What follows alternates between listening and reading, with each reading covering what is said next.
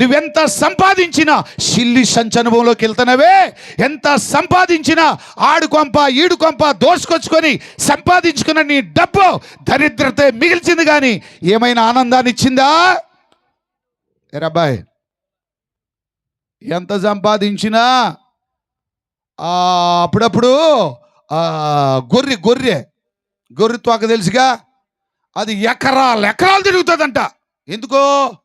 ఎకరాలు తిరిగేదేనో వెనక చూసుకుంటుందంట, బే అంట. ఎందుకని? తోకేమైనా పెరిగిందా లేదురా? అందరు తోకలు బార ఉన్నాయి. గేదె తోక భారం ఉంది, గుర్రం తోక భారం ఉంది. ఈ అన్నిటికీ వాటిని చూసి నా సిగ్గేస్తుంది. ఎట్టాగైనా సరే తోక పెంచుకోవాలని ప్రయత్నం చేస్తుందంట ఇది. ఆమెన్. అందుకని ఇదేం చేసిందంట, ఎకరాలు మేసుకుంటా వెళ్ళి వెనక తిరిగి బేలేదు గీలేదు. దాని బ్రతుకంతే. అది నైజం. ఒరే కుమారుడా, ఈ రాత్రి సమయంలో దేవుణ్ణి కాదని, దేవుని భక్తి కాదని, నిన్ను సృష్టించిన దేవుణ్ణి కాదని, నీకు ప్రాణం ఇచ్చిన దేవుడు కాదని, నీకు జీవం ఇచ్చిన దేవుడు కాదని, నీ కొరకు ప్రాణం పెట్టి నీకు బదులుగా ఆయన మరణించినటువంటి దేవుడిని కాదని, దేవుడు తన సేవకులని పెందల కాడే పంపించి నువ్వు పాడైపోక మునిపే, అకాల మరణాలు నీకు రాకమునిపే, ఉగ్రతని మీద కమ్మక మునిపే, దరిద్రత నిన్ను చుట్టక మునిపే, మరణదూత నిన్ను తాకక మునిపే పెందల కాడి తన దూతలను పంపించి ఏం చేస్తున్నాడంట, దేవుణ్ణి కలిగి ఉండి నీ పాపాన్ని వదిలేసి ప్రయాసపడుతున్నటువంటి ప్రజలారా నా యొద్దకు రమ్మని చెప్తున్నాడు.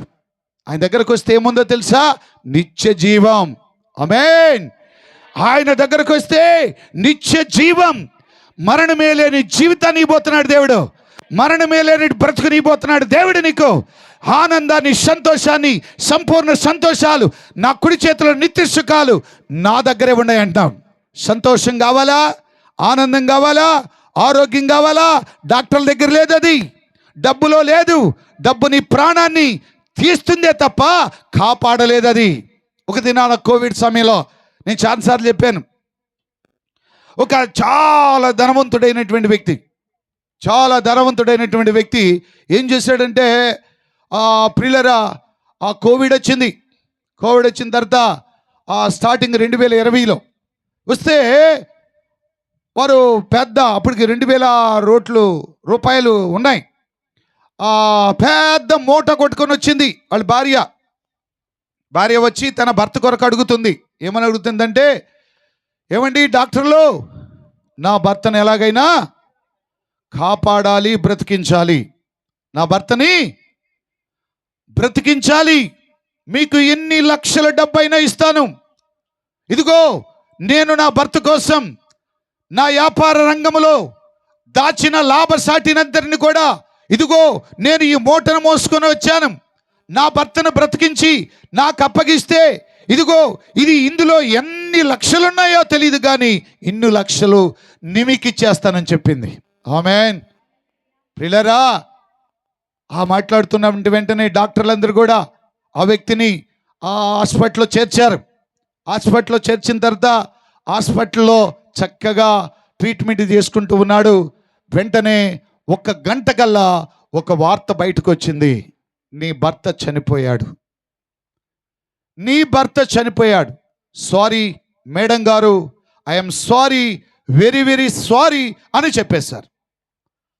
ఆ స్త్రీ ఏడుస్తుంది, గుండెలు బాదుకొని ఏడుస్తుంది. రాత్రింపగలు కష్టపడి ఈ డబ్బు నా ప్రాణాన్ని కాపాడుతుందని, ఇదేదో మమ్మల్ని ఉద్ధరిస్తుందని, మా జీవితానికి పునాది ఇదేనని మేము భావించి రాత్రింపగలు దేవుణ్ణి విడిచి డబ్బే సర్వమని భావించినటువంటి మేము ఈ డబ్బు నా భర్తను బ్రతికించలేకపోయినటువంటి ఈ డబ్బు నాకు ఉన్నా ఒకటే పోయినా ఒకటేనని ఆ మూటంతా ఇప్పేసి 2000 నోట్లండి హాస్పిటల్లో ఎదజల్లి పారేసిందండి. అమ్మ స్తోత్రం కలుగును గాక. డబ్బు నీ ప్రాణాన్ని కాపాడలేదు. డబ్బు కంటే విలువైనది నీ ప్రాణం. ఆ ప్రాణం ఎవరి చేతిలో ఉందంటే నీ సృష్టికర్త చేతిలో ఉన్నది.